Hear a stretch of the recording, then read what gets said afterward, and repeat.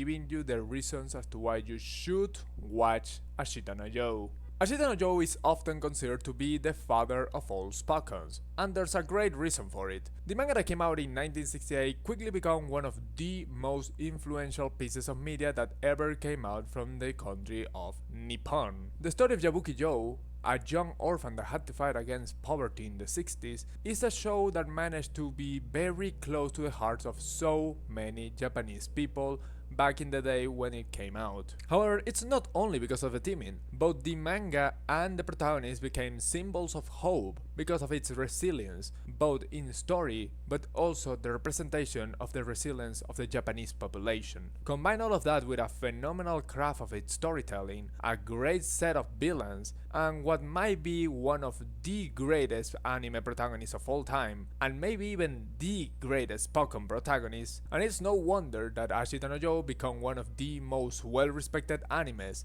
not only for its time, but even well-respected almost 50 years after it first came out. It is a masterpiece that represents the struggling one, and it's something that every single person should watch at least once in their entire lives. It is true that the animation is very rough. At the end of the day, it's a show that came out in the 70s, and even the second season came out in the 80s. And also, it can be a little bit slow for people that are not used to it. However, that's why I am